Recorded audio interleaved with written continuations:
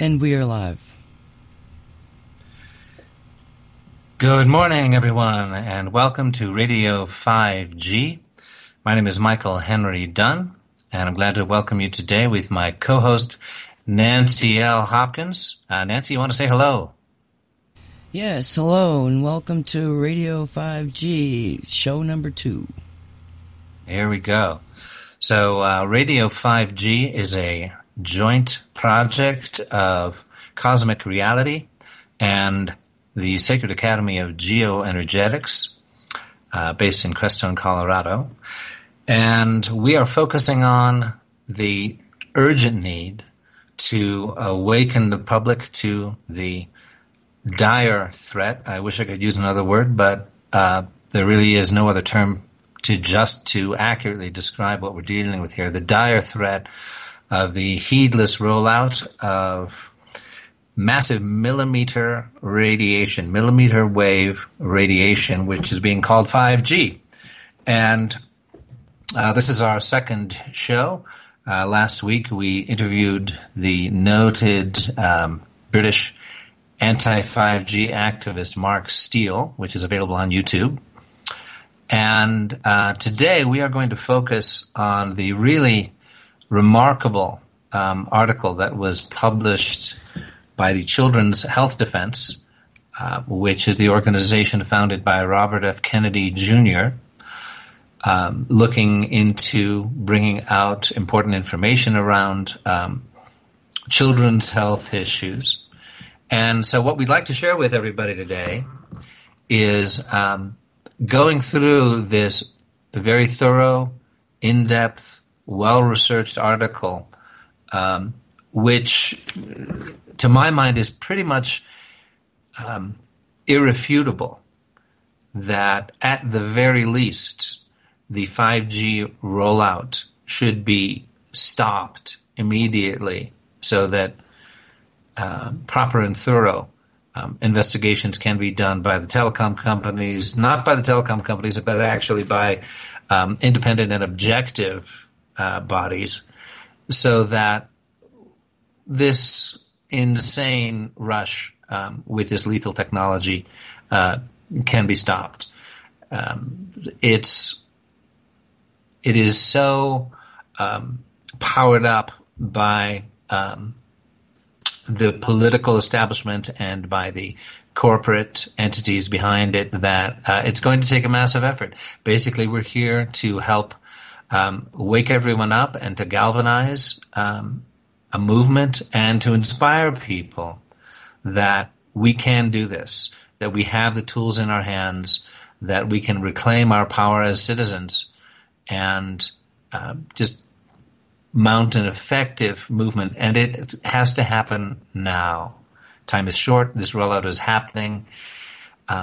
People's health is already being drastically affected. Bird and insect populations are already collapsing in areas where 5G is rolled out. So with that, let's get to the meat of sharing this article with you piece by piece, going through all the evidence. We'll talk a little bit about Mr. Kennedy's background. Obviously, his name is, it is a legendary name in American politics as the son of Robert F. Kennedy.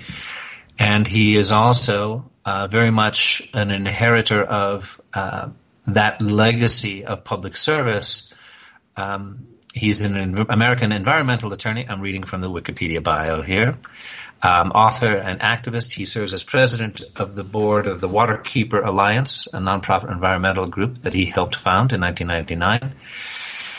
From 1986 until 2017, Mr. Kennedy served as senior attorney for the Natural Resources Defense Council, a nonprofit environmental organization. Served from 1984 to 2017 as board member and chief prosecuting attorney for Hudson Riverkeeper. He's been a professor of environmental law at Pace University School of Law and also held the post as supervising attorney and co-director of Pace Law School's Environmental Litigation Clinic, which he founded. He's currently professor emeritus at Pace University. And he also hosts Ring of Fire, which is a nationally syndicated American radio program. He has written or edited 10 books, including 2 New York Times bestsellers and 3 children's books. We would be honored someday, of course, to actually speak to Mr. Kennedy on Radio 5G. At the moment, we are very pleased to bring you the details of the research that Children's Health Defense has brought out in regard to Radio 5G. So we will post this link. It's already been posted in a number of places, but we will have this up for you on Cosmic Reality Radio. And it is published by the Children's Health Defense on February 13th of 2019. The article is titled "The Dangers of 5G to Children's Health," and it is by the Children's Health Defense Team is the byline on that. So this is not personally written by Robert F. Kennedy Jr., but it is issued by his organization. And so, Nancy, shall we take turns going through this? I can read the first bit. What I'd like to do here is, for each of us to comment as we go, and we'll go through the whole article, and then we'll go back and look at the individual links provided by Children's Health Defense to back up the evidence. Essentially, this show this morning is about letting everybody know that this is not, as the corporate mainstream media is trying to paint it, a conspiracy theorists' hysteria. There is massive, sober, scientific evidence documenting the dangers of 5G. And Children's Health Defense has put it all together in this excellent article. And with Mr. Kennedy's credibility on board, to me this is something we need to make a regular element in what we're sharing with people about the wake-up call. So with that, I'll go into to reading the article for us. Mobile and wireless technologies are a ubiquitous feature of modern life. Most U.S. adults own smartphones. A growing proportion are smartphone-only Internet users, and over a fourth report being online almost constantly. As for children, a 2014 survey of high-income nations reported almost 7 in 10 children used a mobile phone. 2/3 of those had a smartphone, usually by the age of 10. As described by Nielsen, it is now as common to see a kid with a smartphone in their hand as it was to see a kid playing with a yo-yo in the years before the digital age. And the enthusiasm with which the public has embraced each new mobile and wireless technology, most of which have never, and I repeat, never, undergone any appropriate safety testing or standards development, suggests that consumers rarely stop to consider the health implications of the infrastructure, shoring up their ability to browse, stream, and download anytime and on the go. Consumers are not entirely to blame for their lack of awareness. It is not easy to disentangle the technology's health risks in the face of the telecommunications industry's steady and calculated disinformation efforts, and a captured Federal Communications Commission, the FCC, that follows the script of fabulously wealthy, bullying billion-dollar beneficiaries of wireless. This is Michael cutting in here with a brief comment on the word captured. Essentially what that means, there are a number of agencies in the federal government of which this is true. Agencies which were originally founded to serve as monitors and watchdogs for the interests of the people, to monitor certain industrial areas, and which have now been put under the supervision of essentially executives from the very industries that they're supposed to be monitoring. So the agency has been captured by the people that they're supposed to be monitoring on behalf of the public good. So that is very much true of the FCC. So So now I'm going to read one more paragraph here. Are you following along with me here, Nancy? Yes, but you can keep going. Okay. I love your voice. Go for it. All right. Well, okay. When you get too tired, then I'll take over. But yes, I'm okay. Following Well, I used to do this for a living, so I can roll on a good long time, and people probably want to hear your voice and comments too at some point. So I'll just keep going. Give you a signal. First, I'm going to take a drink of shungite water. Give me a second. Cheers. Okay. Cheers, indeed. L'chaim. Sláinte.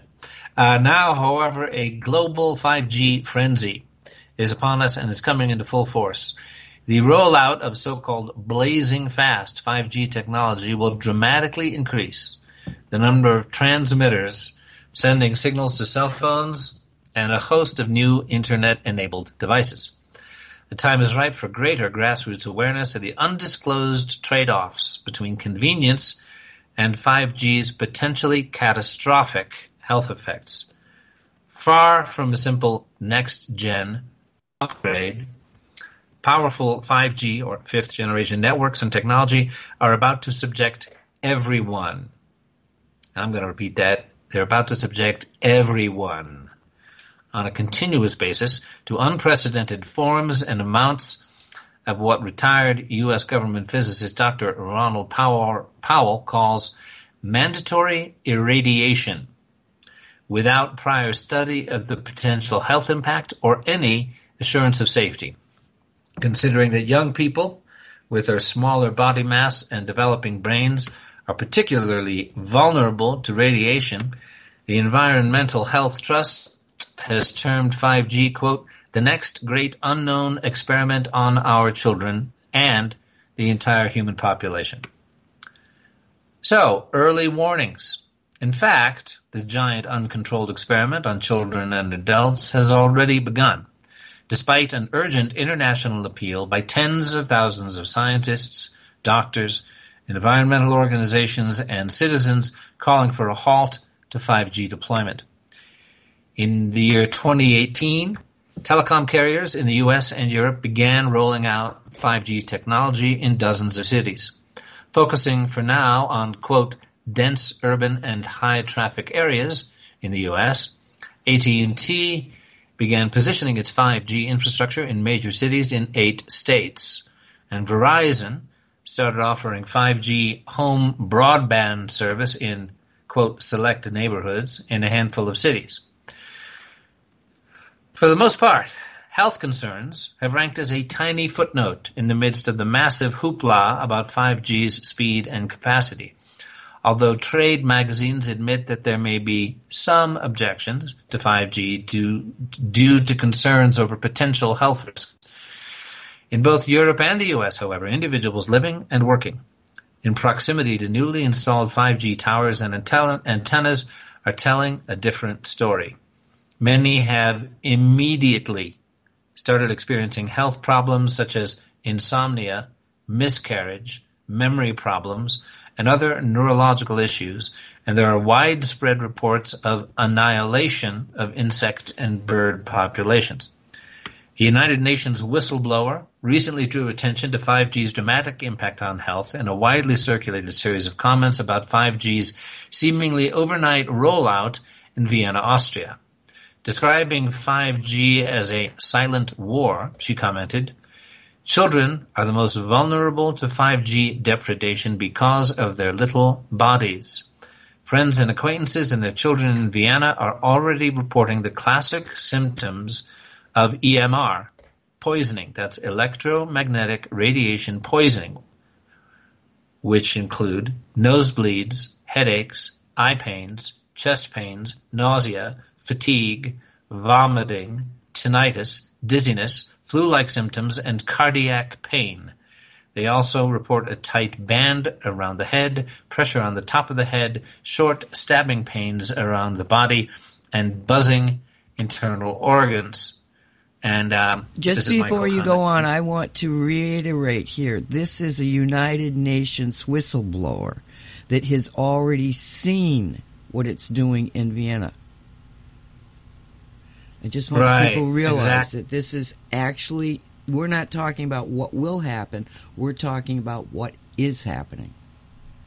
Yeah, exactly. And there's a video link we'll provide to a YouTube featuring the United Nations whistleblower, also featuring the blasé dismissal of her concerns by the UN Secretary General. I'm reading on here from Robert F. Kennedy's Children's Health Defense Fund's article on 5G. Current reports about 5G's health risks should have been anticipated based on warning signs dating back to 2G cellular technology. In a 2004 pilot study involving functional brain scans of firefighters who had worked for up to 5 years in fire stations with 2G cell towers, the researchers concluded that the only plausible explanation for the firefighters' symptoms, which include slowed reaction time, lack of focus, lack of impulse control, severe headaches, anesthesia-like sleep, sleep deprivation, depression, and tremors, was the radiofrequency radiation exposure from the towers. The International Association of Firefighters then went on record as opposing the use of fire stations as base stations for towers and/or antennas for the conduction of cell phone transmissions until a study with the highest scientific merit and integrity is conducted and it is proven that such sightings are not hazardous to the health of our members. And so again, a study with the highest I'm going to interrupt. Go ahead, Nancy. This is a 2004 pilot study. This is 15 years ago. Don't let them tell you, oh, there's nothing wrong. Yeah, exactly. And with the Firefighters Association calling for a study with the highest scientific merit and integrity, it's safe to say that such a study would not be conducted by the telecom industries. It needs to be an independent and objective study. Okay, reading on. Above and below. One of the novel dangers introduced by 5G technology is its reliance on high-frequency millimeter waves, also referred to as MMWs, which is a bountiful and not previously commercialized portion of the electromagnetic spectrum. While 5G's enthusiasts are quick to promise support for literally billions of devices, there is one catch.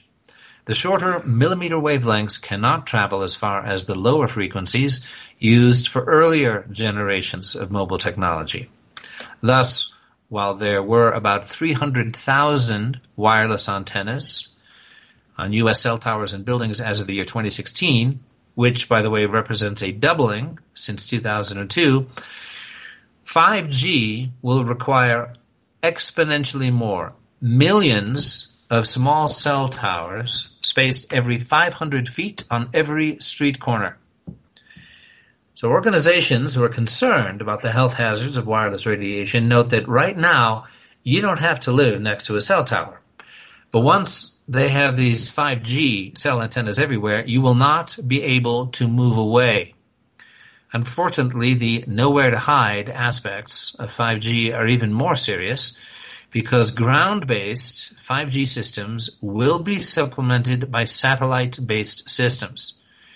In March 2018, the FCC approved the initial launch of over 4,400 low Earth orbit 5G communication satellites, to be followed by thousands more over the next 2 years, with the eventual result being 11 times more satellites than the total which are currently orbiting the Earth. And the satellites will send tightly focused beams of intense microwave radiation at each specific 5G device that is on the Earth, while each device then sends a beam of radiation back to the satellite. In practical terms, this means that in crowded locations, such as airports, individuals' bodies will be penetrated by numerous beams of radiation as they walk or as other people walk around them with their 5G smartphones. But even in the home environment, 5G technology will blast through walls and cribs, making a mockery of the notion that your home is your castle in which you are supposed to be safe. So this is more than skin deep. Scientists, doctors, and experts from around the world have issued repeated warnings about 5G's risks, drawing on published research on MMWs, as well as thousands of studies showing the harms caused by other mobile and wireless technologies. In this context, industry and government claims that 5G technology is safe are completely disingenuous. This is Michael cutting in to comment here. To me, the use of this phrase, completely disingenuous, is sort of respectable journalistic speak for bald-faced lies. That's just my comment. But Children's Health Defense is stating it strongly but diplomatically. I'll say the sentence again. In this context, industry and government claims that 5G technology is safe are completely disingenuous. In fact, the health effects of MMWs are already quite familiar to the U.S. military and defense agencies around the world. The U.S. has, at its disposal, non-lethal crowd control weapons systems, which are euphemistically named active denial systems, which use millimeter waves to penetrate the skin of targeted individuals, instantly producing an intolerable heating sensation that causes them to flee.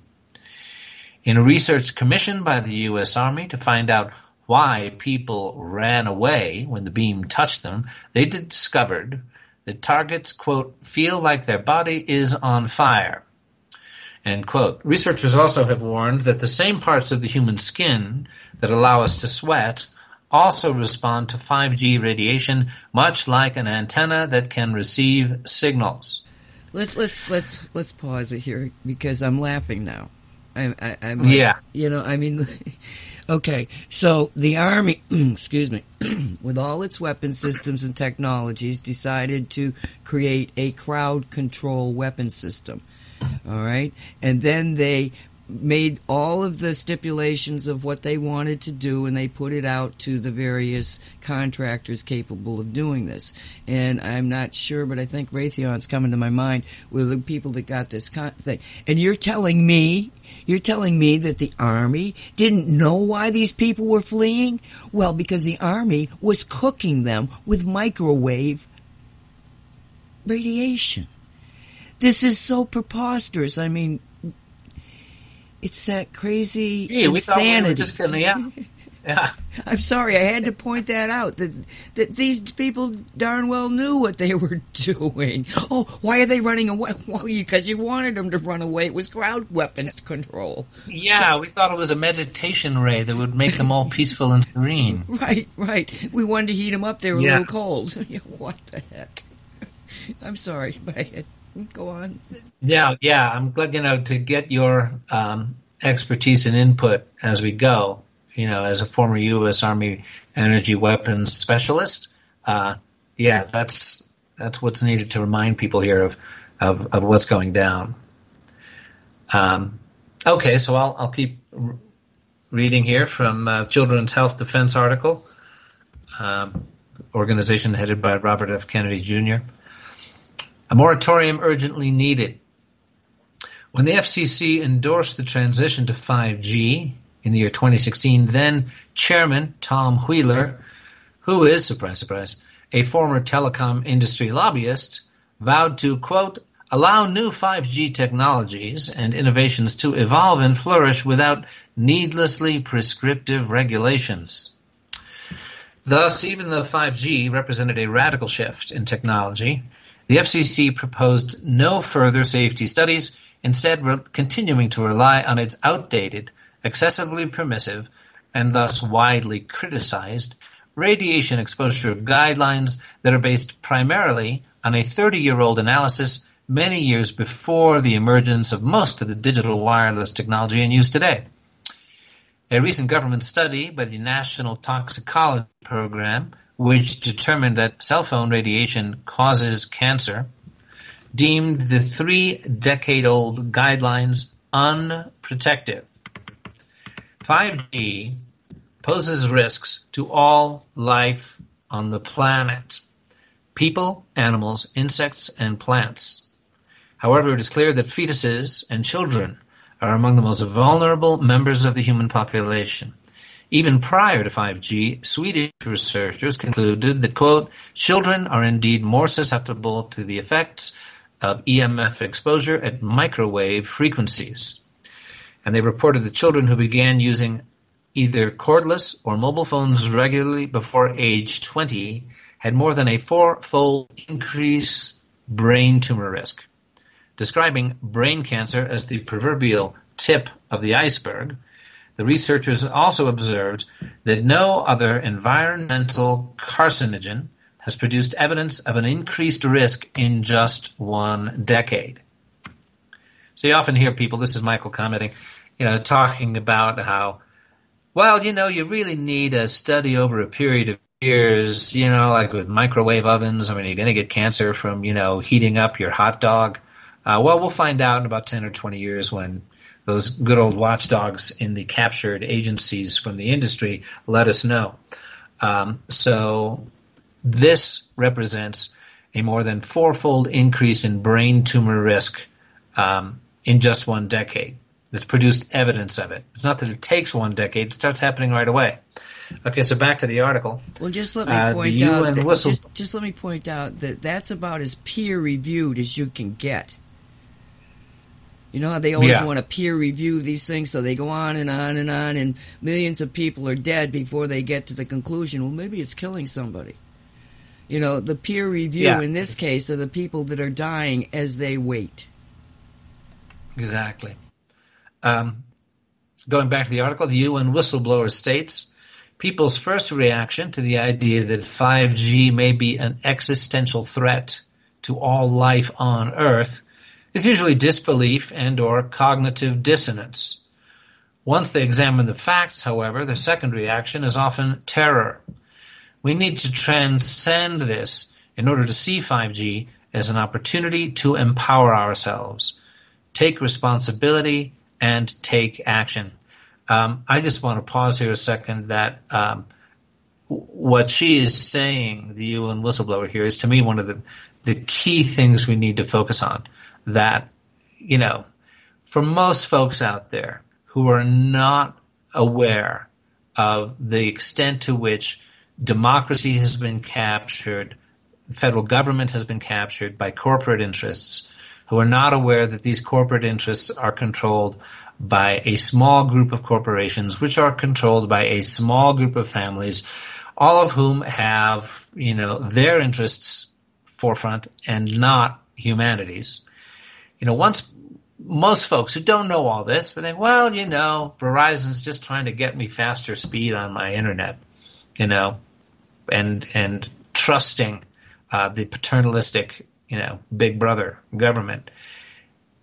As the whistleblower states here, most people's reaction to the idea that 5G may be an existential threat to all life on Earth. And by the way, I just want to mention the word existential. Yeah, it refers to a philosophy, but in this context, it means the fact of existence. This is a threat to the existential threat to all life on Earth. So most folks, this usually have disbelief and or cognitive dissonance. They're like, oh, come on, really? Well, once they examine the facts, their second reaction is often terror. And our friend Mark Steele over in the UK, a very noted anti-5G activist whom we had on here last week, was actually accused by a town council of being a terrorist because he was pointing out the facts about 5G. Well, it's not Mark's fault that the facts about 5G are terrifying. Anyway, reading on. Some of the actions that people have taken. Just a minute. I just want. Yeah, go ahead. But Mark has been convicted and is going to go to jail over that concept of he was a terrorist and then he threatened these people. But these people showed up in front of his door. He was set up. It goes beyond just the disbelief or the dissidence. It's actually active people that want this because they don't want to hear reality. Because if you accept that 5G is as bad as Mark is saying, then you have to go, why? And once you go why, you do exactly what what Michael was alluding to. You start looking at the government that you thought you trusted, find out that, oh my God, it's only owned by a bunch of crazy people at the top that want us all dead. Okay, that's the reality. So people go into a defense mode and will actually try to stop the person who's telling the truth. In this case, Mark. So I just wanted to point out that this is very, very serious. Okay, thanks for that, Nancy. I knew that Mark had an appeal to his conviction that was coming up. I have not yet heard the results of that. Are you saying that his appeal failed and that he is going to jail for this? As far as I know, the appeal is still on the table. And we will have links to his website because he needs money to help him in a legal case against, to protect himself, keep himself out of jail. We will put those links at the bottom of the YouTubes and wherever else we can. But no, it's still, as far as I know, it's still on the table. But the reality is right now he's got a conviction and going to jail if it's not appealed. And that's going to be a taking of friends of his. And all of us have to be Mark's friend. Exactly. All right. Going back to the article, some of the actions that people have taken include signing the international appeal, learning about the multiple reasons to be concerned about 5G radiation, and telling others. Talking to legislatures about why rushing legislation that streamlines the deployment of 5G small cells is a bad idea. And also raising the awareness of legislators and state utility commissions about the risks of smart meters, and changing their relationship to their devices, including using wired rather than wireless internet connections, or turning off Wi-Fi routers at night, and adopting other simple steps. By the way, I just want to mention all of this information you can get at our website, which is 5g-know.com, and that is spelled K-N-O-W. This is about knowing about 5G. 5g-know.com, which is the homepage for Radio 5G. Reading on with the article from Children's Health Defense. 5G promises to create, quote, an even denser soup of electrosmog with incalculable health effects. In fact, any sane person who examines the evidence must concur with the authors and over 40,000 signatories of the International Appeal to Stop 5G on Earth and in Space, who agree that the rush to blanket the planet with 5G constitutes an experiment on humanity and the environment that is defined as a crime under international law. And that is the conclusion of the article from Robert F. Kennedy Jr.'s Children's Health Defense. And I just want to read again the importance of this last statement here from the article. Any sane person who examines the evidence must concur with the authors and over 40,000 signatories of the International Appeal to Stop 5G on Earth and in Space, who agree that the rush to blanket the planet with 5G, quote, constitutes an experiment on humanity and the environment that is defined as a crime under international law.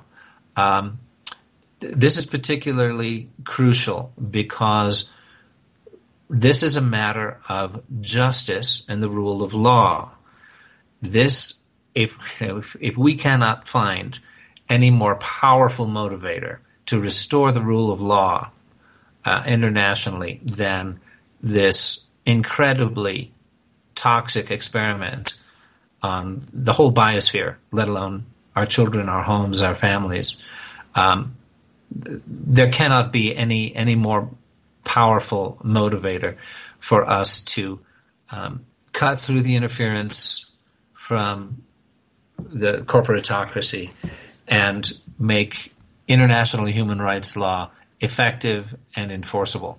That's something that I've spent much of the last 6 years of my life focused on.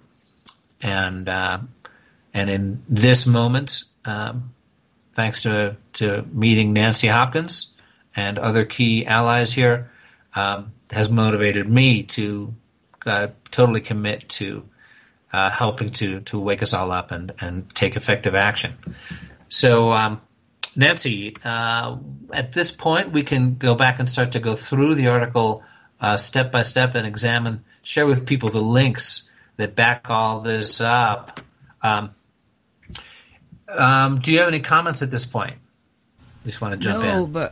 No, except to thank you for the way that you presented this, because it is scary.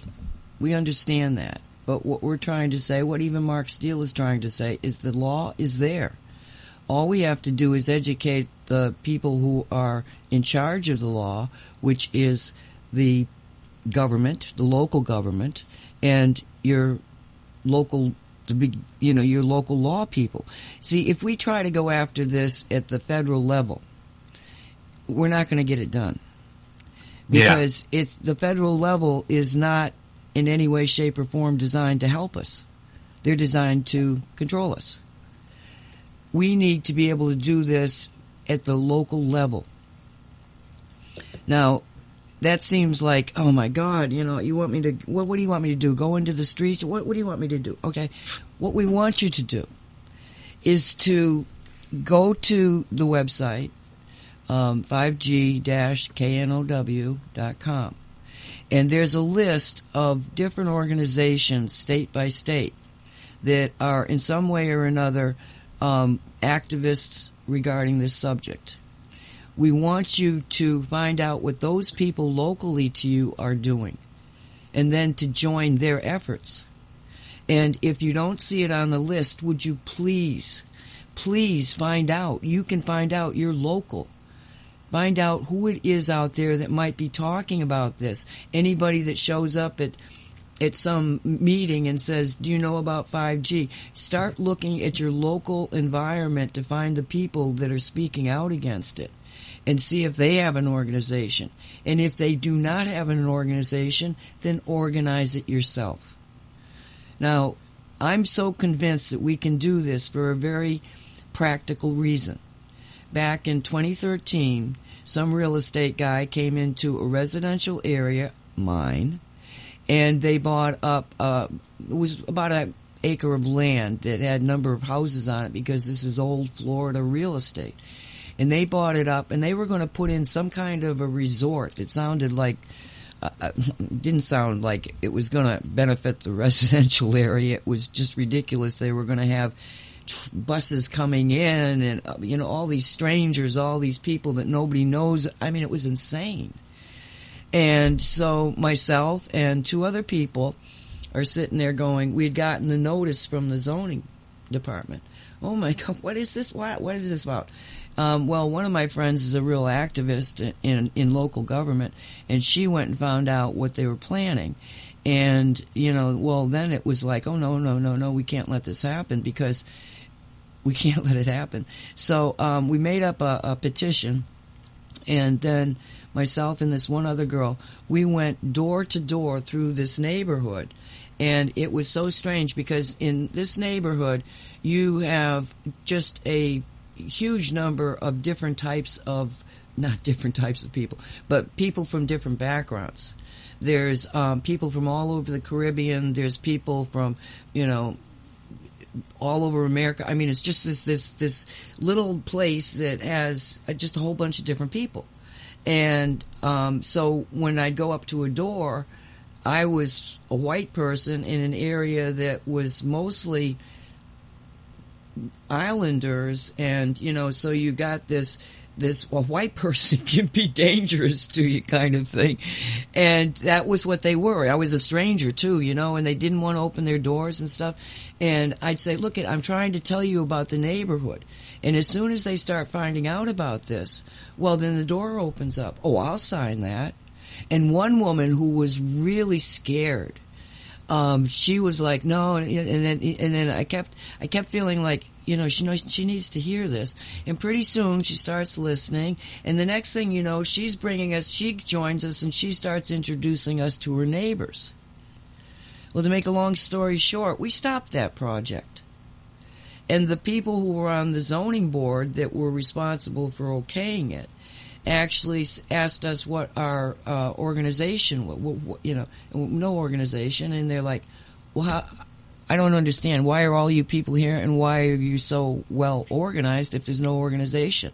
It was because as neighbors we came together over one issue. And as neighbors, I plead with you, come together over one issue, stop 5G. Okay, I'm off the pulpit.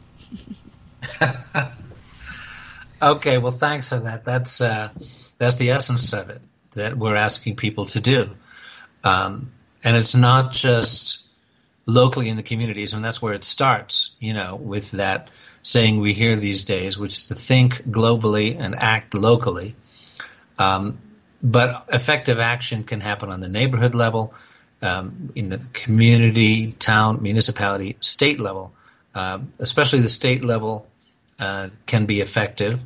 As we've seen, there was an effort in Hawaii around smart meter technology where they made the legislators and the state legislature of Hawaii aware in a very forceful but diplomatic method that the legislators themselves could be held personally liable for the damage to health, with plenty of evidence to back it up, that could result from the legislation for which they voted.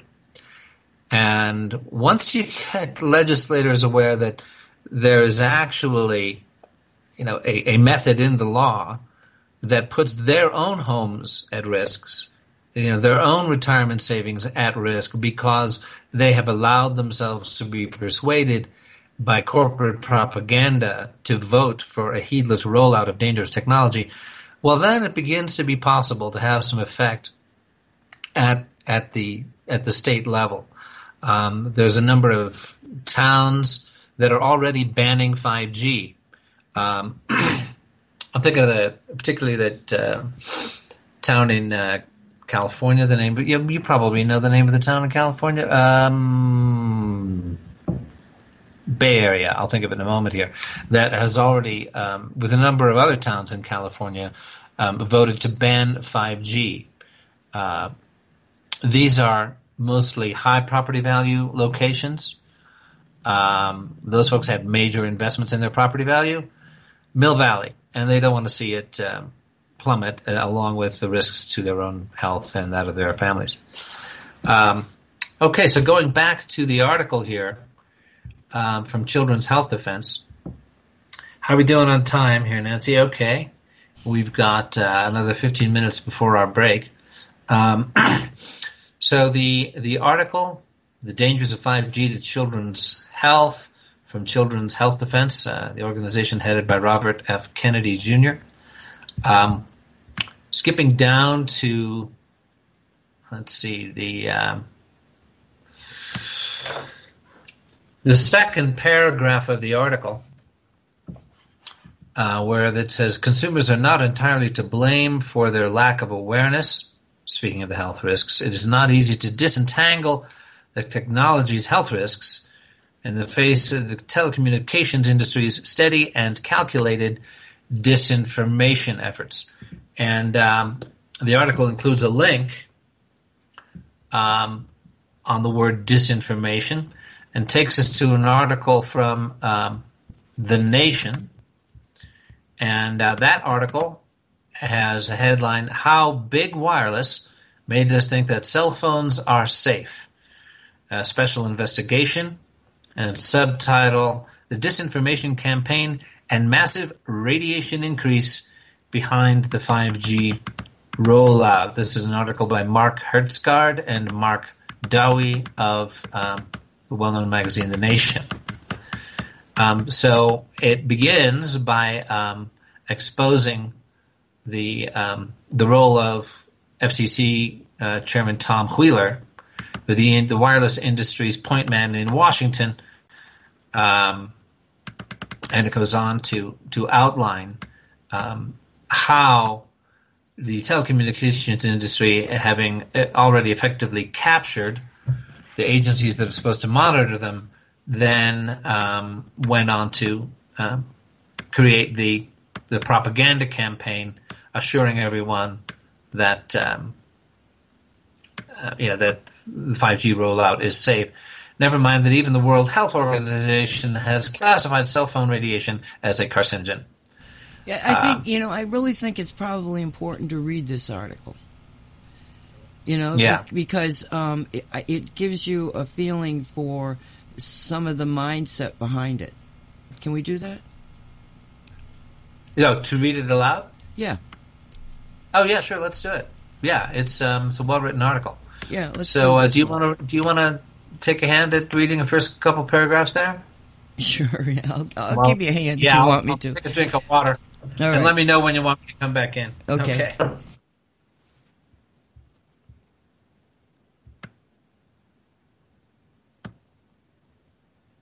Okay, who's waiting on who? Are you starting? I'll start. Are you there? Oh, I muted myself and you were unmuted, so I'm going to start again. I'm muting you. Goodbye. Oh, dear. Okay, I was looking back to see exactly who it is that this is from. This is thenation.com, and it's entitled, How Big Wireless Made Us Think That Cell Phones Are Safe, a Special Investigation. It's from March 29th, 2018, and it was written by Mark Hartsgaard and Mark Dowie. So it's just, let's go through it. Things didn't end well between George Carlo and Tom Wheeler the last time the two met face to face. Wheeler had security guards escort Carlo off the premises. As president of the Cellular Telecommunications and Internet Association, Wheeler was the wireless industry's point man in Washington. Carlo was a scientist hand-picked by Wheeler to defuse a public relations crisis that threatened to strangle Wheeler's infant industry in its crib. This was back in 1993, when there were only 6 cell phone subscriptions for every 100 adults. Let's think about that. 93, 6 cell phone subscriptions for every 100 adults in the United States. But industry executives were looking forward to a booming future. Remarkably, cell phones have been allowed onto the U.S. consumer market a decade earlier without any government safety testing. Now, some customers and industry workers were being diagnosed with cancer. In January 1993, David Renard sued the NEC America company, claiming that his wife's NEC phone caused her a lethal brain tumor. After Renard appeared on national TV, the story went viral. A congressional subcommittee announced an investigation. Investors began dumping their cell phone stocks, and Wheeler and the CTIA swung into action. A week later, Wheeler announced that his industry would pay for a comprehensive research program. Cell phones were already safe, Wheeler told reporters. The new research would simply reevaluate the findings of the existing studies. Yeah, probably. Who's paying who? Oh, sorry about that. George Carlo seemed to be a good bet to fulfill Wheeler's mission. He was an epidemiologist who had a law degree, and he concluded studies for other controversial industries. After a study funded by Dow Corning, Carlo had declared that breast implants posed only minimal health risks. With chemical industry funding, he had concluded that low levels of dioxin, the chemical behind Agent Orange scandal, were not dangerous. In 1995, Carlo began directing the industry-financed Wireless Technology Research Project, whose eventual budget of $28.5 million made it the best-funded investigation of cell phone safety to date. Outside critics soon came to suspect that Carlo would be the front man for an industry whitewash. They cited his dispute with Henry Ley, a professor of biochemistry at the University of Washington, over a study examining whether cell phone radiation could damage DNA. In 1993, the General Counsel sent a letter to the university's president urging that Ley be fired for his alleged violation of research protocols. Ley accused the WTR of tampering with his experimental results. Both Carlo and Ley denied any of the others' accusations. Critics also attacked that what they regarded as a slow pace of WR research. And I'm not going to go through all of this background because it's all background. Okay, but let's go here. Carlo presented to the wireless industry leaders in February 1999, where there had been commissioned more than 50 original studies and reviewed by many. Those studies raised serious questions about cell phone safety, Carlo told a closed-door meeting in the CTIA's board of directors. Now, so Carlo, after he's arguing for all this, he finally starts looking at the data himself, and he begins to go, oh my gosh, maybe I'm wrong, and maybe there is a problem. And this is a man who has been absolutely enmeshed in the let's say the deep state, the control mechanism. Everything is fine. I'm making a lot of money and I'm doing good things. But now he's having a change of heart. Okay, and this is back in 1999. He sent letters to each of the industry's chieftains, reiterating that the research had found the following: the risk of rare neuroepithelial tumors on the outside of the brain was more than doubled in cell phone users. There was an apparent correlation between brain tumors occurring on the right side of the head and the use of the phone on the right side of the head, and the ability of radiation from the phone's antenna to cause functional genetic damage was definitely positive. Carlo urged the CEOs to do the right thing. Give the customers information they needed to make an informed judgment about how much of this unknown risk they wished to assume, especially since some of the industry had repeatedly and falsely claimed that wireless phones are safe for all consumers, including children. The very next day, a livid Tom Wheeler began publicly trashing Carlo to the media. In a letter he shared with CEOs, Wheeler told Carlo that the CTIA was certain that you have never provided CTIA with the studies you mentioned, an apparent effort to shield the industry from liability in the lawsuits that had led to Carlo's hiring in the first place. Wheeler charged further that the studies had not been published in peer-reviewed journals, casting doubt on their validity. Wheeler's tactics succeeded in dousing the controversy. Although Carlo had in fact reportedly briefed Wheeler and other senior industry officials on the studies, which had indeed undergone peer review and would soon be published, reporters on the technology beat accepted Wheeler's discrediting of Carlo and the WTR's findings. Wheeler would go on to chair the Federal Communications Commission. Wheeler, this guy we're discrediting of Carlo, the guy that did this, okay, he becomes the Federal Communications Commission, the chair of it, which regulates the wireless industry. He agreed to an interview for this article, but then put all of his remarks off the record, with one exception: his statement that he has always taken scientific guidance from the U.S. Food and Drug Administration, which he said has concluded the weight of scientific evidence has not linked cell phones with any health problems. Okay, now, we're talking here, in the just as a term, 1999. They're knowing about these problems. They're continuing to persist with these problems. Well, one of the most amazing reports I've ever seen, somebody took, what do they call them? It's like a yearly report to the shareholders of all these different telecommunications companies, and they got their hands on these documents, and then they published them so you could actually read the documents. But what everybody was looking at was the fact that they're standing up there and they're specifically talking about their own company, and we're doing this and we're doing that, we're going to make all this money, and you're going to be so happy because you're shareholders, and blah, blah, blah. Oh, well, there is this one problem. We seem to have some people saying that there's a health problem, and well, if that ever gets out, if they ever turns out to be true, well, I guess we would be sued, and you might not have any money. Okay, but the way that they put it, it was all exactly the same wordage.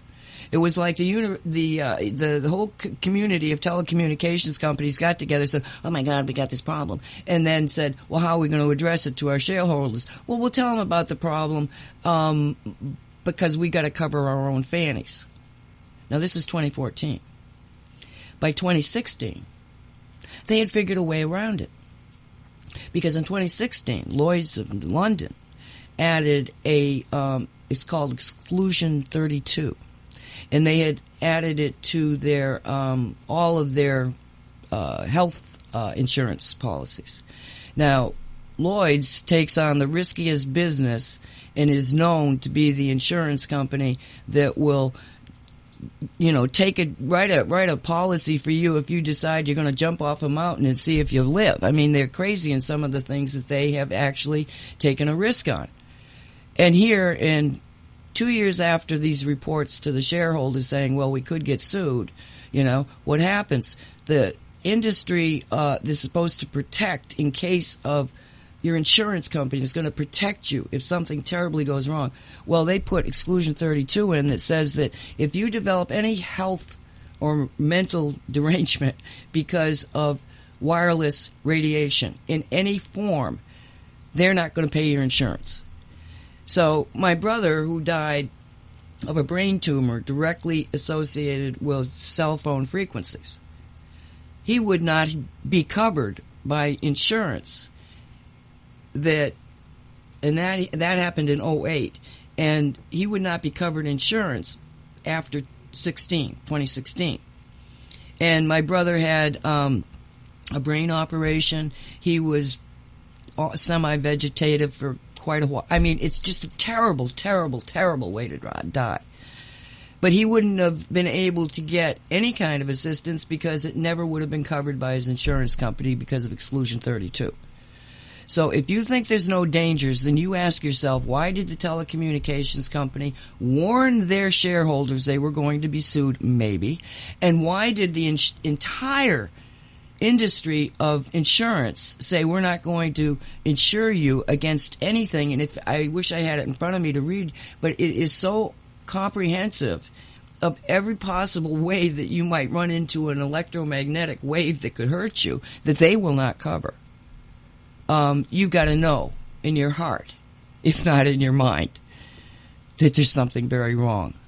And so that was, okay, let's see. So, okay, let me go back to this. Okay. So anyway, they got into kind of like a Wheeler threw him out and stuff, but let's see what he says.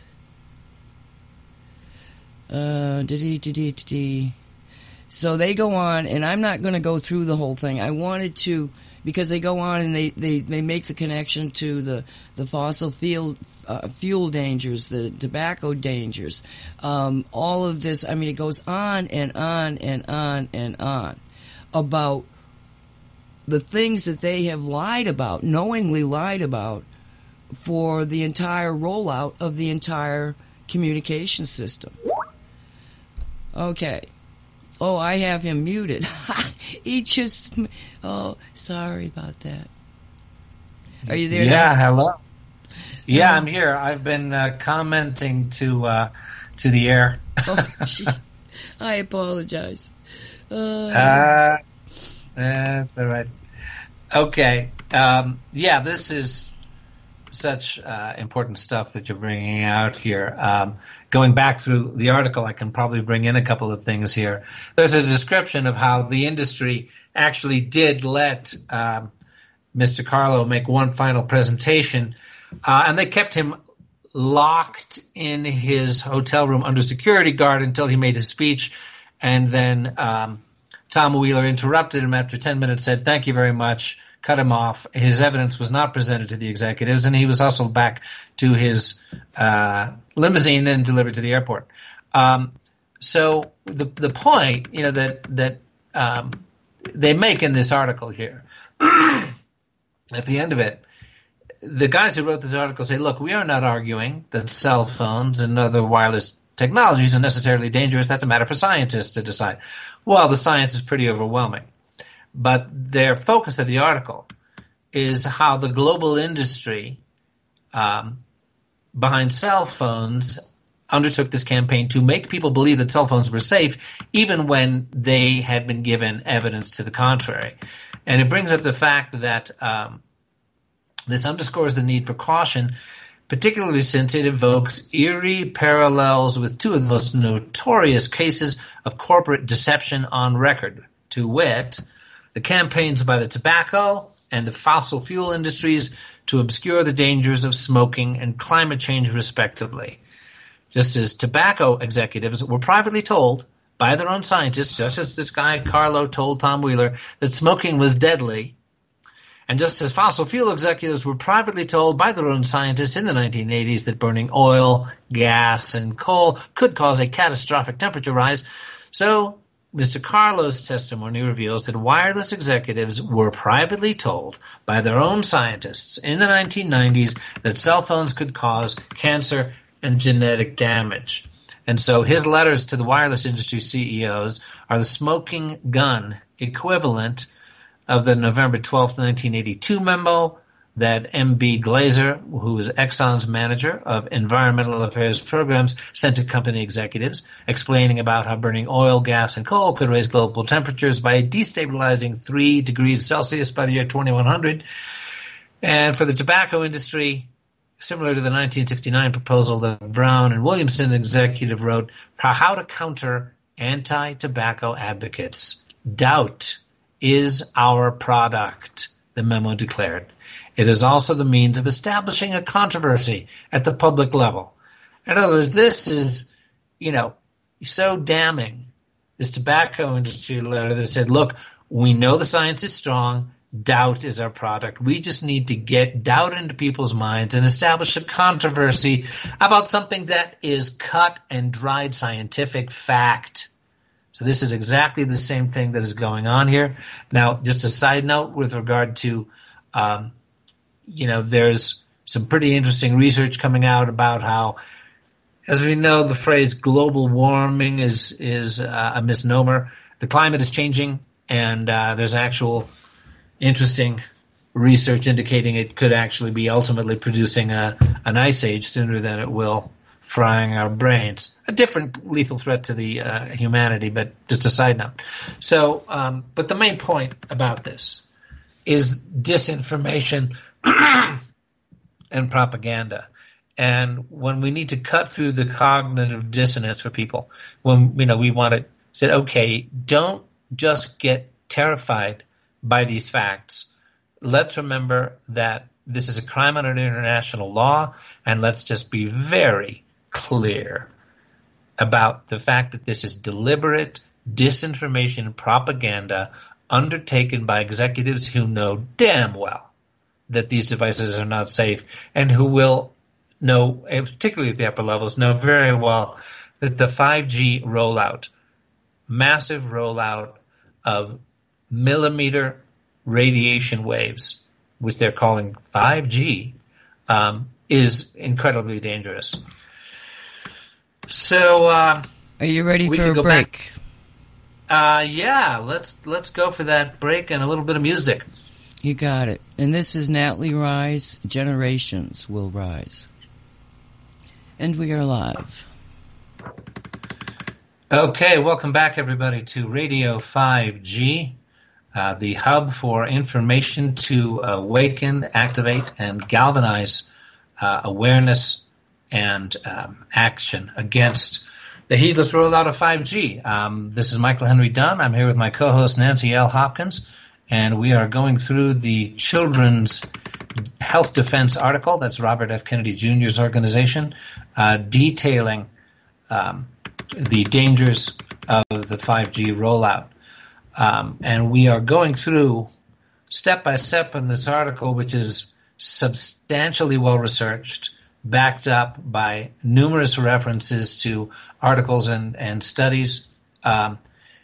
Right now, we just finished looking at an article in The Nation detailing how the wireless industry's propaganda campaign to cast doubt on the massive scientific evidence indicating the carcinogenic dangers of cell phones, how this is a classic rerun of the same playbook that was used by the tobacco industry and by the fossil fuel industry when they had the scientific evidence in hand about the dangers, and they said, right, okay, Let's roll out a disinformation campaign. Let's fund our own studies, industry-friendly studies to cast doubt on the scientific evidence. Let's create in the public mind the idea that there's a controversy out there with scientists disagreeing. I'd like to read one paragraph here from this article in The Nation, which is entitled "How Big Wireless Made Us Think That Cell Phones Are Safe." So this investigation conducted by The Nation, this is a quote from towards the end of the article. It says, "This investigation reveals that the wireless industry not only made the same moral choices that the tobacco and fossil fuel industries did, it also borrowed from the same public relations playbook those industries pioneered. That playbook's key insight excuse me, is that an industry doesn't have to win the scientific argument about safety. It only has to keep the argument going. That amounts to a win for the industry because the apparent lack of certainty helps to reassure customers, even as it fends off government regulations and lawsuits that might pinch profits." And of course, profits are the only thing that matter to these individuals. Central to keeping the scientific argument going is making it appear that not all scientists agree. Again, just like tobacco and fossil fuel industries, the wireless industry has, quote, war-gamed science. As a Motorola internal memo in 1994 phrased it, wargaming science involves playing offense as well as defense, funding studies friendly to the industry while attacking studies that raise questions, placing industry-friendly experts on advisory bodies like the World Health Organization, and seeking to discredit scientists whose views depart from the industry's. So funding friendly research has been perhaps the most important component because it conveys the impression the scientific community truly is divided. Now, there's a pretty interesting piece of information they bring out here. They compare the conclusions of industry-funded studies with independent studies. And what they discovered is that industry-funded studies are 2.5 times less likely than independent studies to find a damaging health effect. Oh, well, surprise, surprise. They are not about to bite the hand that feeds them. Okay. Nancy, are you with me on this?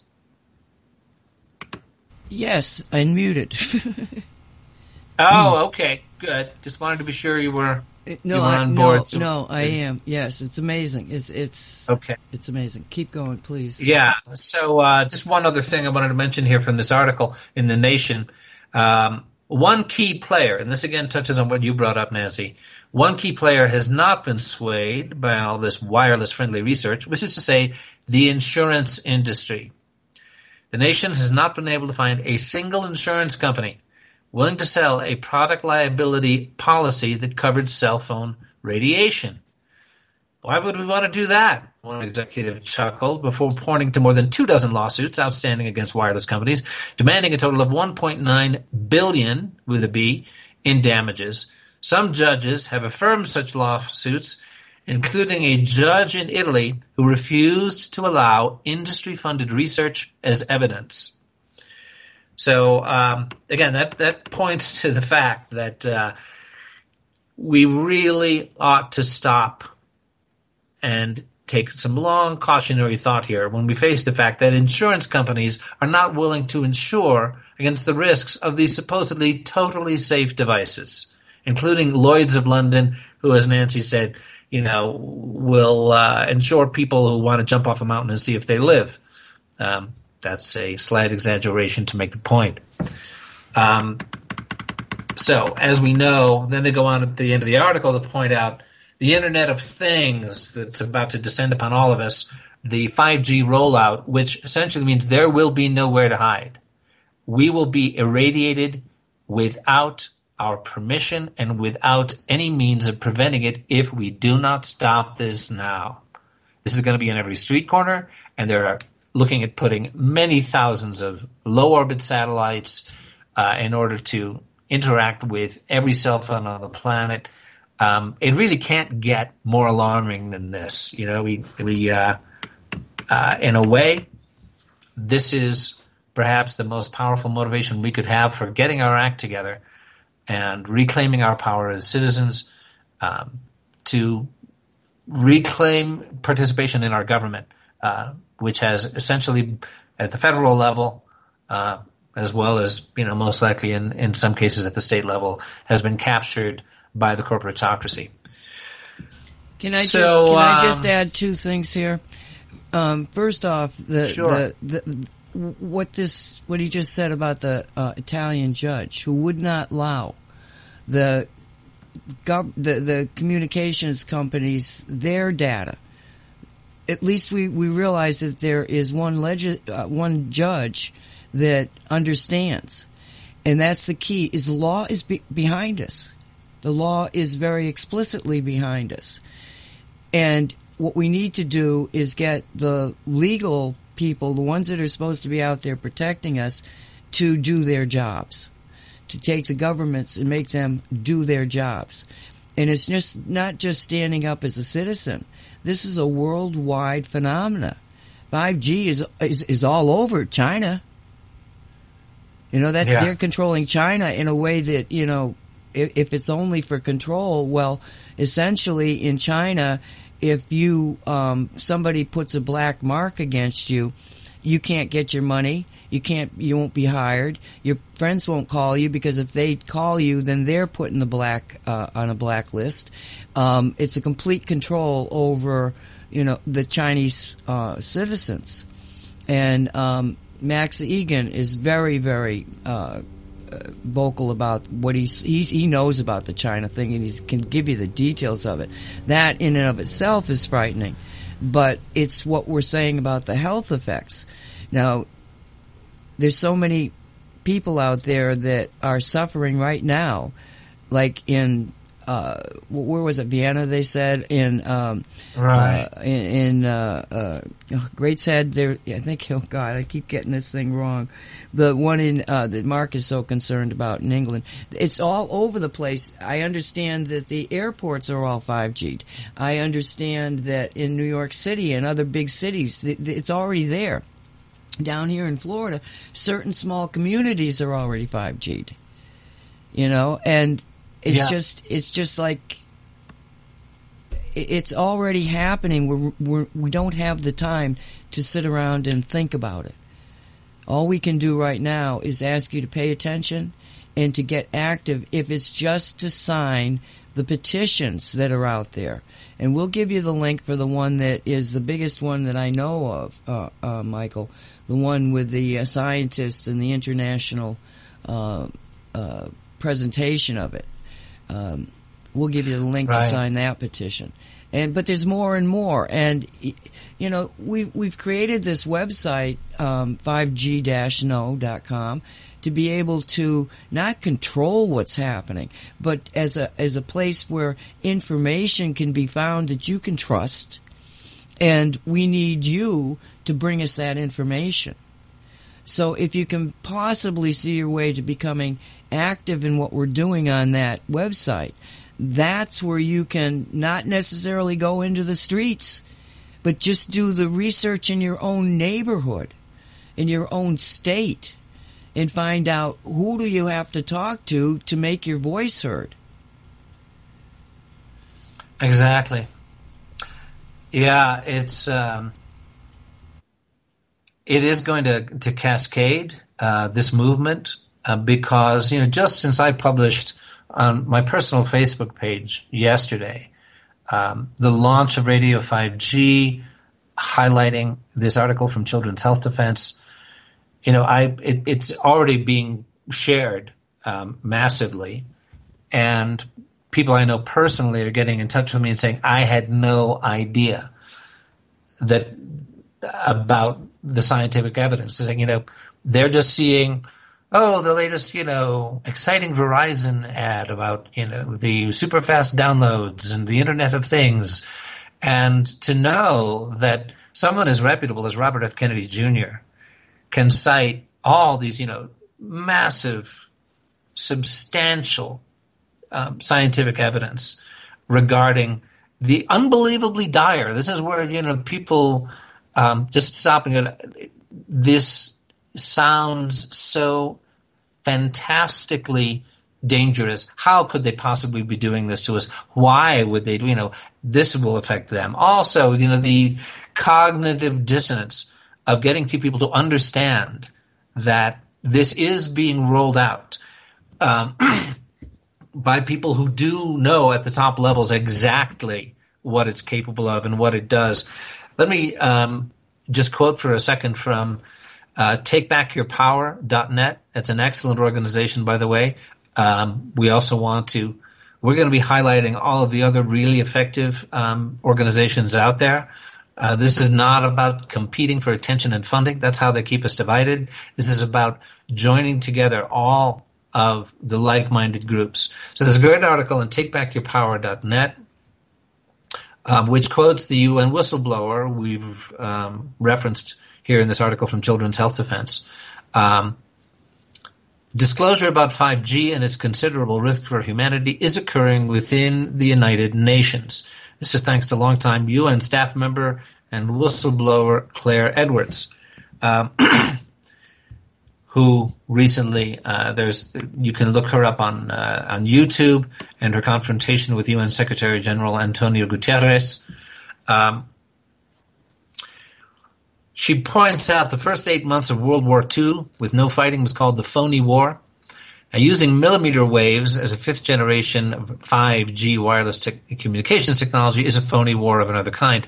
This phony war is also silent, but this time shots are being fired in the form of laser-like beams of electromagnetic radiation from banks of thousands of tiny antennas, and almost no one in the firing line knows that they are being silently, seriously, and irreparably injured. So she goes on to detail how immediate health damage was felt by the UN staff at the location where she worked in Vienna, Austria, how she brought it to the attention of UN Secretary General Antonio Guterres, who, by the way, is a physicist and electrical engineer who lectured on telecommunication signals early in his career, yet asserted that he knew nothing about this. Yeah, he was probably sitting in the same room with Tom Wheeler when they discredited the guy who brought the science to the table showing the damage. So he undertook to ask the World Health Organization to look into it, but 7 months later, those public access points of 5G radiation remained in place, and Claire Edwards received no replies. So again, she helped organize the international appeal to stop 5G on Earth and in space. There's a quote from her article: "Children are the most vulnerable to 5G depredation because of their little bodies. Friends and acquaintances and their children in Vienna are already reporting the classic symptoms of electromagnetic radiation poisoning: nosebleeds, headaches, eye pains, chest pains, nausea, fatigue, vomiting, tinnitus, dizziness, flu-like symptoms, and cardiac pain. They also reported a tight band around the head, pressure on the top of the head, short stabbing pains around the body, and buzzing internal organs." So we need to ask ourselves, are those symptoms a price that we are willing to pay for faster downloads? Are they a price that we are willing to have our children pay for faster downloads? And then there's also the fact that there are studies indicating that the real motivation and agenda behind this massive and heedless rollout of 5G has to do with the massive increase in the speed and power of artificial intelligence, which it will make possible. The surveillance factor here, the freedom factor. After Edward Snowden's disclosures about the NSA, really none of us can afford to be naive anymore about the extent to which corporate-captured governmental bodies are working to suppress citizen participation and authentic democracy. So this is another very alarming aspect of the 5G rollout, and to me is one of the most crucial, because what have we got there? Yeah, I like to throw in a little musical emphasis once in No, a it was while. one of those ad things. I was checking on another link, and one of those ad things came up. I apologize. I didn't see it happen. Okay. Anyway, Da-da. just to finish a little speech here, um, you know that the surveillance aspect of this is something that we cannot afford to be naive about. Personally, I believe that we're going to win this. I believe that the worldwide awakening movement, particularly among young people, about the heedless corporate destruction of the environment, that we can win this, we will win this.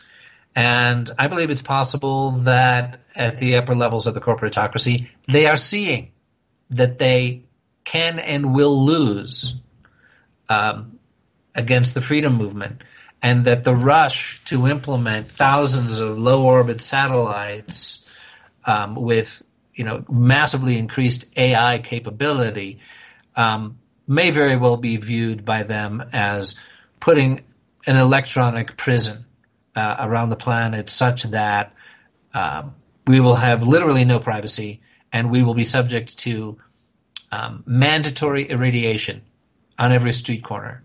And that, as Nancy can share with us, 5G began as a weapons system, and it can be adapted and utilized for those purposes. It is utilized by the U.S. Army in crowd control to create intolerable burning on the skin in order to control crowds. So as horrific as it sounds, I don't like to bring this stuff out. I wish I lived in the America I grew up in the 50s and 60s, but we don't. And if we want that America back, we're going to have to get together, cut through the BS of the political divide, right, left, blue, red. I couldn't give a crap at this point. Let's just get back to what this country is supposed to be about and actually reclaim real democracy, a real republic. Anyway, that's my little speech. We can get back to going through Mr. Kennedy's Children's Health Defense Fund. Not Children's Health Defense Fund, Children's Health Defense.org article on 5G. Do you have anything you want to bring in on what I've been talking about here, Nancy? Well, one of the links takes you to a discussion of why the standards that they're talking about are ridiculous. They're 30 years old. We didn't even have the systems in. They keep going back to information when they talk to you that is so old it's ridiculous. All right, point one. Now, the other thing here is the 5G frenzy. Did you take a look at that? No. Let's go back up to that. Yeah. Okay, it's you can see the link. It's CNN. Yeah, hang on a sec. Okay. Right. Yeah, I'm there with you. Okay. And I haven't actually read this, but that's the one that started up. It's going to probably jump up with another ad here. As a matter of fact, well, it hasn't done it yet. Okay, so this is a discussion of how the telecommunications systems, you see that? Hold on. Okay, we're good. Okay, how the telecommunication systems, Verizon and AT&T and all that, is going into different cities already. So maybe it's good for us to just look at this. And it says if you live in one of this is CNET, CNET.com. And it comes, and again, these are old documents, really. This is December 18th of 18. But they're discussing, probably this is really old news because we're a few months out from it. But what it's saying here, if you live in one of a dozen U.S. cities, you can tap into AT&T's 5G network this week. the carrier, locked in a race with Verizon and other network operators to move to the next generation wireless technology as fast as possible, is turning on its network on Tuesday. But until 5G phones arrive in the first half of 2019, it will only be useful for Netgear's Nighthawk 5G mobile hotspots, a portable device that creates its own Wi-Fi network so you can link phones, laptops, and tablets to the 5G network. Now, why do I find this preposterous? Walt last night on Cosmic Reality we were talking about, oh God, whatever that city is, Greatview. Why can't Greathead, I think it is. Gateshead. It's the Gateshead. See this Gateshead. It's a gate to hell is why I should think of it. Gate hell. Okay. Because this is where they put in this 5G network on the light posts, the street lights, lamps, and they've got the 5G on it. So this thing has been on long enough for Mark Steele to see all this sickness and death around him, and to actually, be in front of, I think, 3 magistrates trying to argue. So it's been around for a while. And Walt asked me, why do they have a system on if nobody's got the equipment to run off of it? And I had thought about that when I first heard about it, but I kind of forgot about it. And I'm going like, well, Walt, that's my thing too. Is why are you turning these things on if you don't have people with equipment that can use the signals? And I have to assume because you want to kill these people? What? Well, how does that play out? I mean, personally, strategically putting myself in their shoes, I have difficulty believing that that's the reason. Get the system up and running. I mean, these, for the most part, these are not, Luciferian cabal operatives who fully and consciously choose evil, choose depopulation agendas, etc. That, these are mostly folks who are motivated by profit to ignore the facts, to buy into there's a controversy, there's doubt, and we've got our great profit opportunity here, and everybody's going to have super speed Internet of Things. What is the strategic point in an in one community in the UK? Okay, Gateshead. Mark Steele does point out that Gateshead has a particularly active community, and that they might be targeted, but to have a sudden die-off of humans, plants, animals, and insects is simply a huge wake-up call and, galvanizing, terrifying development. And I just find it difficult to believe that this is some sort of, deliberate strategic move. I don't know. What's your take on that, Nancy? I'm completely baffled about it because, you can be testing the system type of thing, but why that one particular town? And he points out, that there's a high percentage of Jewish people in that town. Now, what does that mean? Are you going after a certain... Because, unfortunately, we have to think in terms of depopulation. If you know what I know, and what Mark knows, and what Michael knows, it is so awful that you're talking about death and destruction, not just for human beings, but for the wildlife, the microorganisms in the soil, all of it. It's like it's so absolutely mind-bending, crazy, that the only place that I can go in my own life is what was in the minds of those people in the Nazis in Germany. What was the point of all that? What is it? Is some kind of something wrong with the human beings that they even go there? And as a young person, I used to wonder what was wrong with the German people. And now I have watched this happen to America and the world. You're putting up death and destruction. Why? Well, when you go to the Holocaust, I mean, okay, so let's say you have some committed Nazi eugenics buying SS guards, and then there's the upper levels of the Nazi regime that that were planning the Holocaust.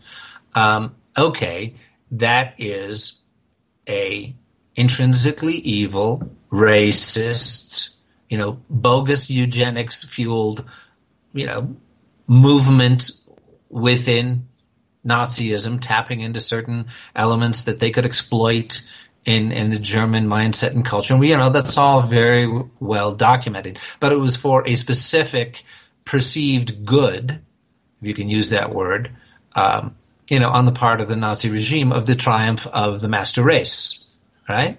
And solving the so-called Jewish problem, right? The final solution.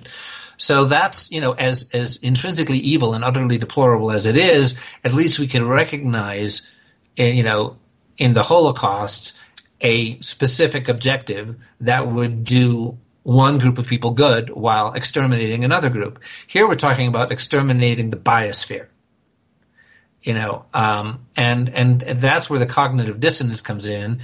And people say, oh, you crazy conspiracy theorists, you're trying to get us to believe that there's a group of people who would, wipe out the biosphere. Well, wipes out everybody. Why would anybody do that?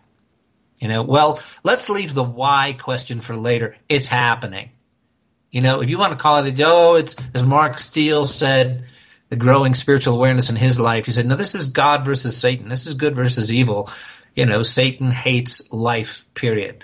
Well, okay, I understand the metaphysical dynamics behind that argument, but I'm not going to try to convince everybody that we need to wake up about God versus Satan on this. Let's just face the facts.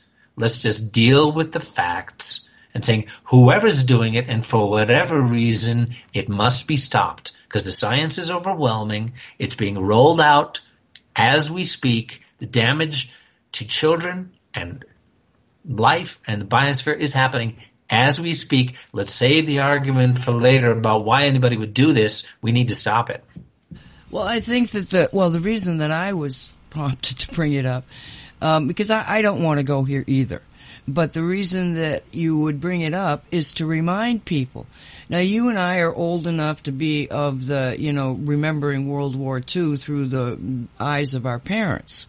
But the vast majority of people that are alive don't understand. They want to say that whole Jewish solution thing didn't happen.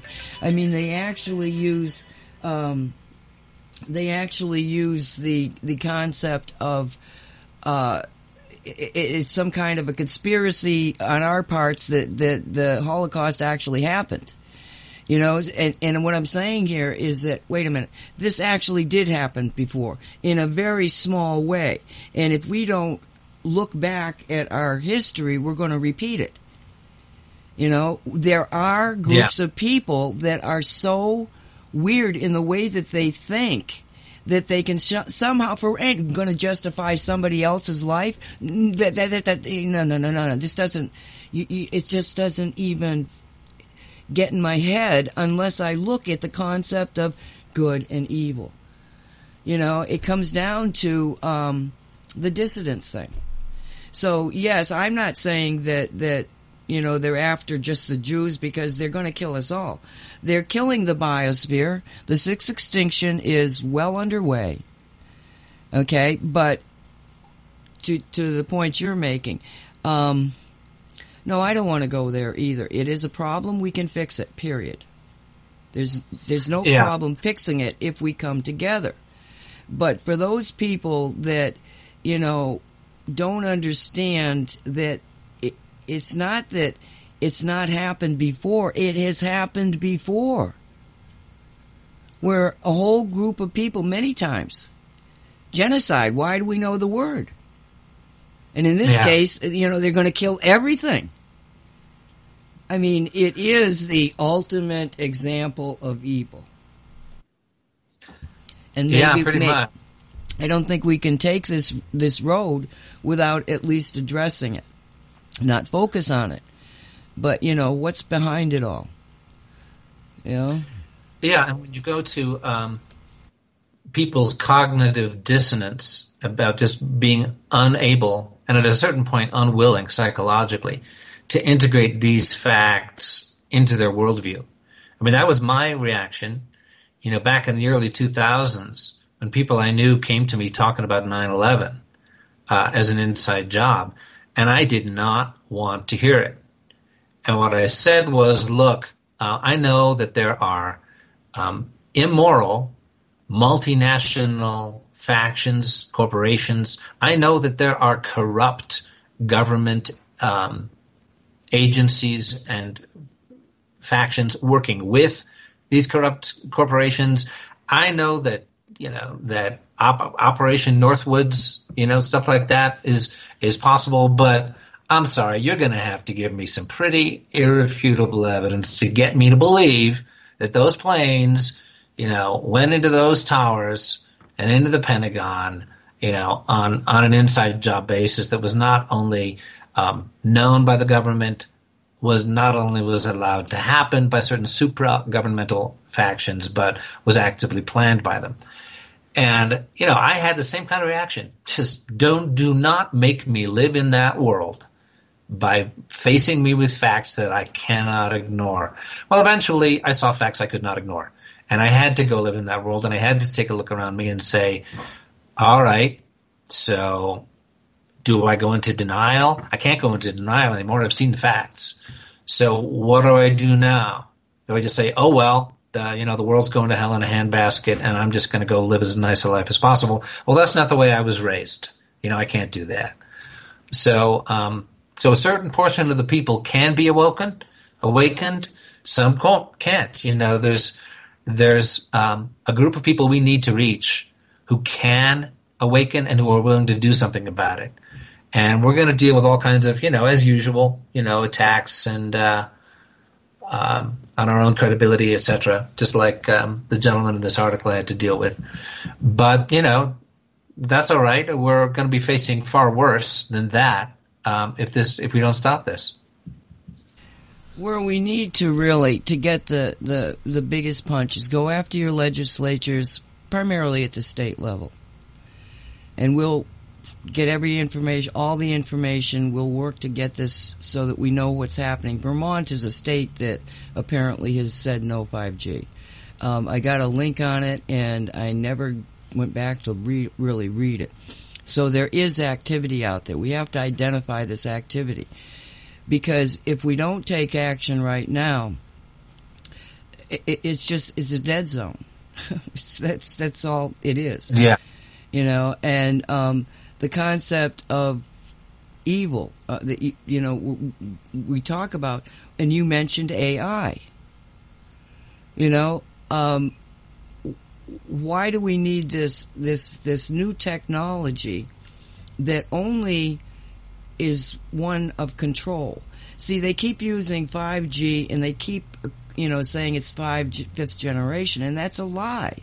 It's not. It's a totally new system. They're going to have to build an entire system so that you can get, it takes 20 seconds from one computer sitting next to me to send the radio signal to France and to come back to my second computer. 20 seconds. How much faster do you need it?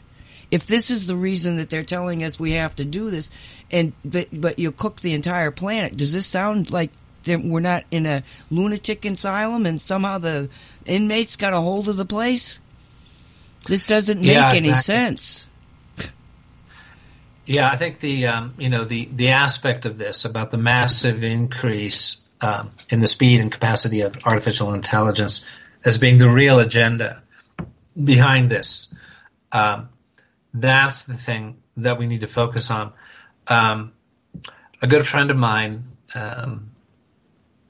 shared with me a coining of a way of looking at this in terms of artificial intelligence ultimately can be, and I believe will be, integrated by organic intelligence, which is to say the actual spiritual consciousness and intelligence of humanity, the God-given intelligence and consciousness of humanity, with the guidance of DI, which is to say divine intelligence, that we can, as human beings, possessed of our God-given organic intelligence, or OI, we can integrate AI into the service of humanity with the assistance of the guidance of DI, of divine intelligence.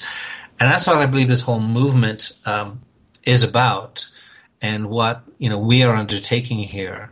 I do believe there is guidance and assistance at higher levels spiritually. I've certainly felt it. I know you have, Nancy. Mark Steele also shared with us that he has.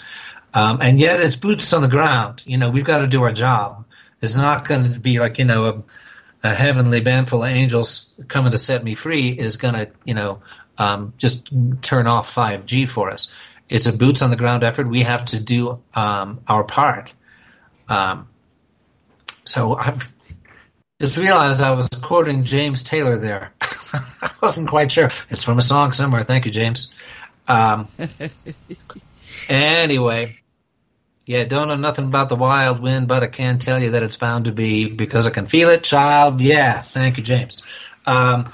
Anyway, that's the heart of it to me, is our own God-given organic intelligence doing our very best to overcome this with the assistance of divine intelligence, so that AI becomes our servant rather than our master. And time is short. We got to make this happen. So we've got lots of great information available at our homepage, 5g-know.com. That's 5g-no.com.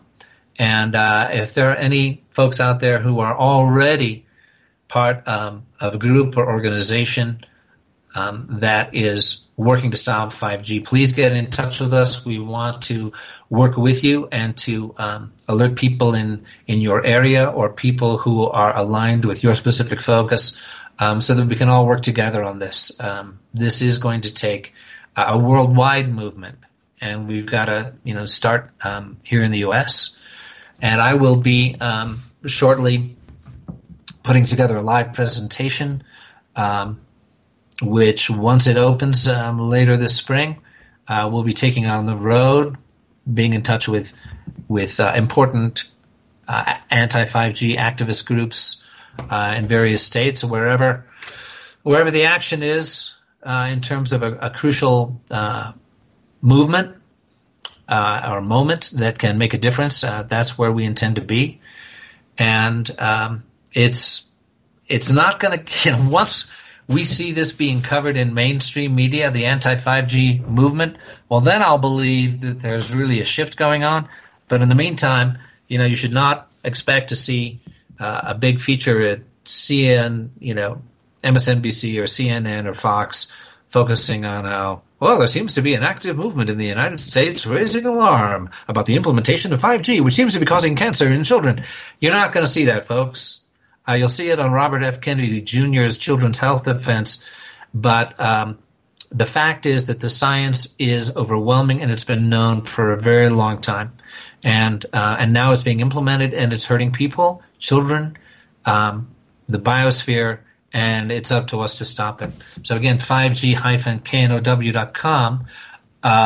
We can go back to looking at a few links in the time remaining to us. We've got about 10 minutes or so, Nancy.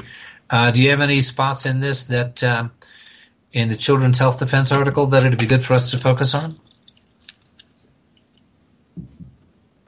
I'm not sure, because there was so much of it. All right. We could. What about the? I'm sorry. Go ahead. No, go ahead. I was going to say the communication satellites. Oh yeah, go ahead. I think it's Musk. That the FCC has actually already given permission for 20,000. That's right, 20,000 satellites for 5G to be launched, sending focused beams of intense microwave radiation over the entire planet. Okay, this is from a March 20th, Health Impact News. Okay, that's today. Well, in any case, the FCC gave approval to SpaceX about a year ago, March 29, 2018, to launch 4,425 satellites, and to eventually have 20,000. Carrie Cassidy on Project Camelot has covered this a lot. Her information is that there is actually already, this is a whistleblower information, that there is actually already nanotechnology satellites in place in a top secret project. Again, we're not being told about this. Government agencies that are supposed to monitor this sort of thing and report to the citizens are captured by the corporatocracy. So, don't expect them to be informing us about this. Here's a piece of science from Arthur Furstenberg, who is an activist based in Santa Fe, New Mexico. I've been in touch with him, and he's doing some very good work in Santa Fe. Why is 5G so much more dangerous than previous microwave communication system? And Arthur Furstenberg, author, researcher, and advocate for limiting RF exposure from the environment, explains the analysis of 5G radiation. This was published in Microwave News 16 years ago. Stated, when an ordinary electromagnetic field enters the body, it causes charges to move and currents to flow. But when extremely short electromagnetic pulses enter the body, in other words 5G, something else happens. The moving charges themselves become little antennas that re-radiate the electromagnetic field and send it deeper into the body. These re-radiated waves are called Brillouin precursors, and they become significant when either the power or the phase of the waves changes rapidly enough. And 5G satisfies both requirements. This means the assurance we're being given, these millimeter waves are too short to penetrate far into the body, is not true. That's just the basic science behind how 5G damages DNA and causes all of these other problems. By the way, one of which, touching briefly on the depopulation thing, Nancy, is, of course, it causes sterility. So if you want to not only cause a lot of folks to suddenly develop fatal illnesses, but prevent them from reproducing in order to get the population down to a nice, manageable, enslavable number, that would fit that agenda. SpaceX has been committed to 12,000 satellites. OneWeb is committed to 4,560 satellites. Boeing is committed to 2,956 satellites. And Spire Global is committed to 972 satellites. So it's not only being implemented on the ground, it is being implemented in space. And so go to the International Appeal to Stop 5G on Earth and in Space, which is a movement to bring that to awareness. Let's see. What else we got here, Nancy? We've got this amazing article from Children's Health Defense. Let's just stay on this one for a second. The idea here is that you're going to be in 5G no matter where you are, okay? And that the FCC regulations have been structured in such a way that local municipalities cannot stop telecommunication companies from installing the 5G. They are specifically prohibited from trying to delay or stop 5G implementation on the basis of health concerns. Their only recourse is to try to make the ground-based 5G systems somewhat more aesthetically pleasant. Based on what's been happening around the country, telecommunication companies are sweeping aside local resistance and gaining approval of their 5G systems in rapid succession. He says, well, as far as I can tell, at this point, the only way to stop 5G is by congressional action. If enough people raise a stink, Okay, but the telecommunication investment has been massive.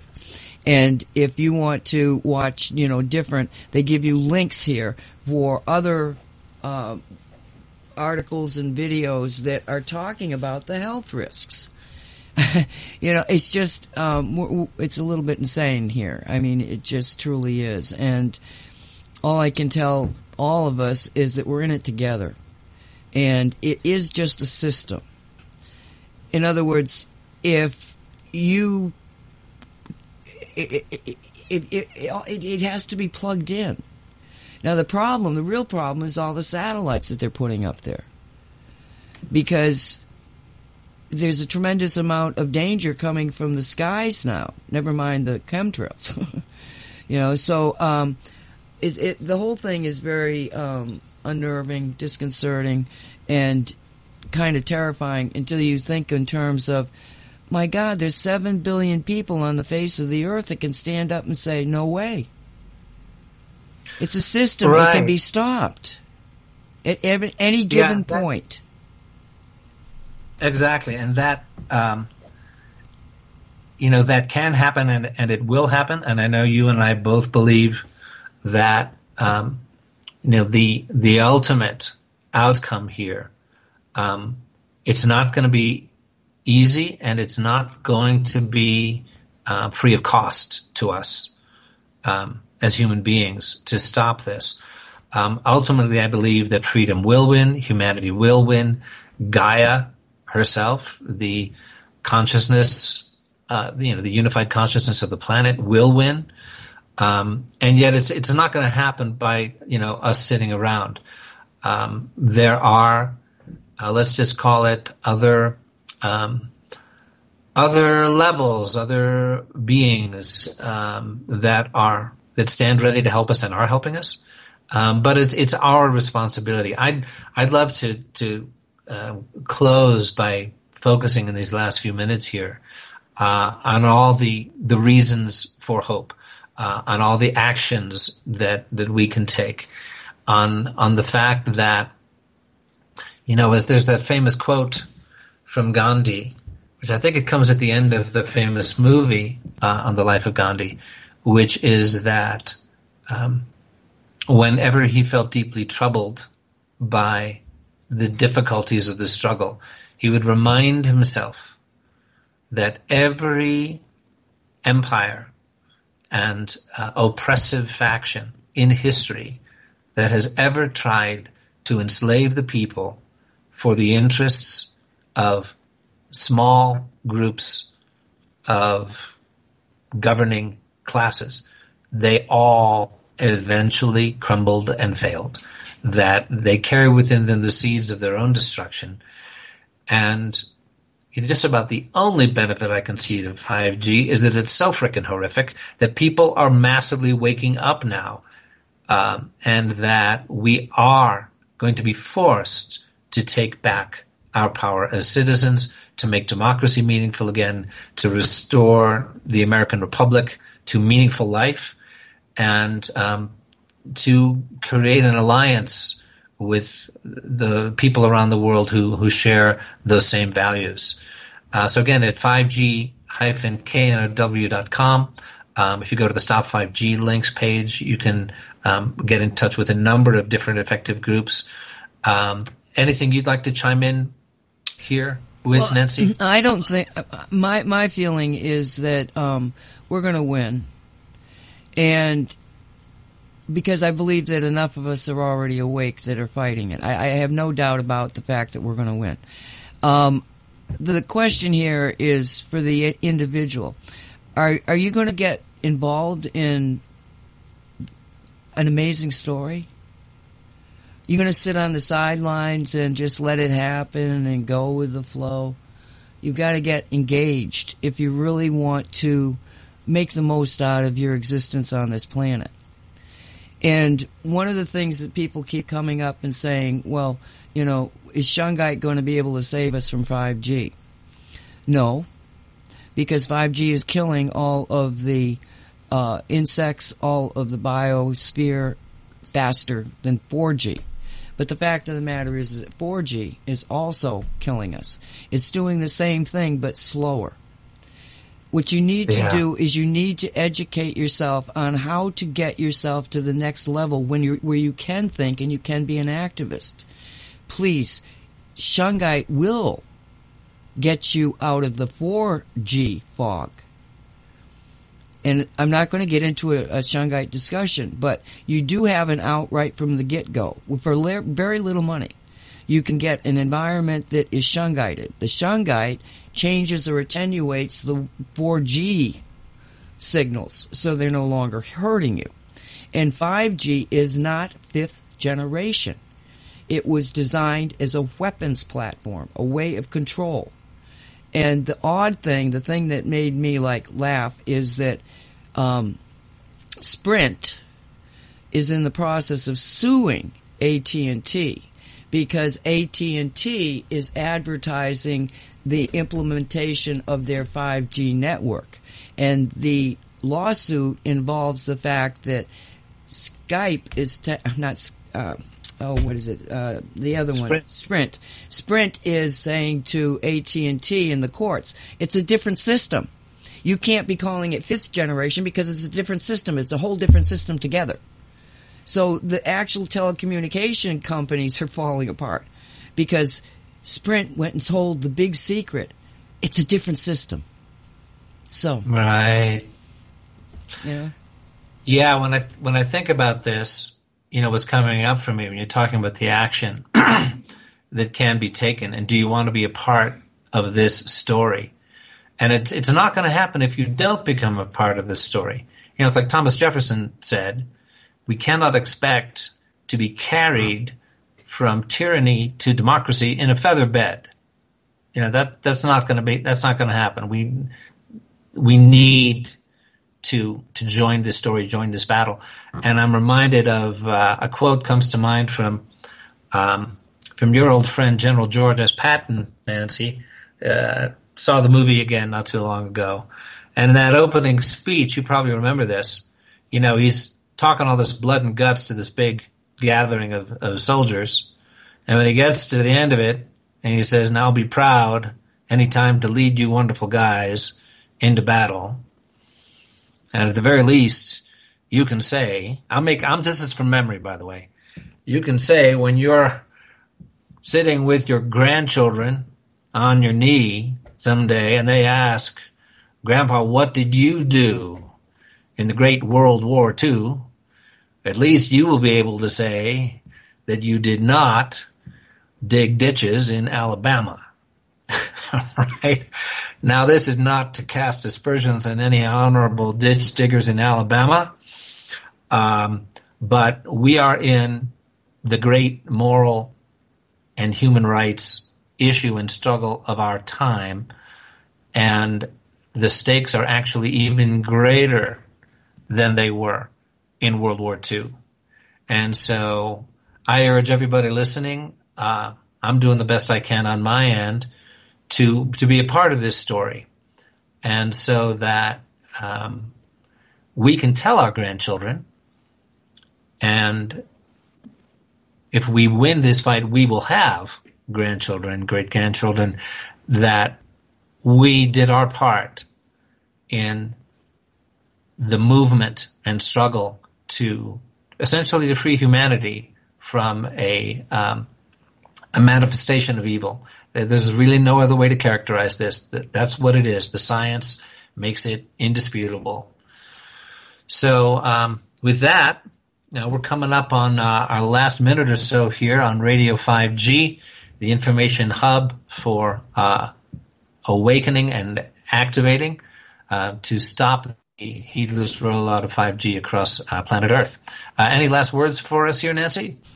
We need a new generation to stand up to become the greatest generation. Amen. To the young people out there, without you, it doesn't happen.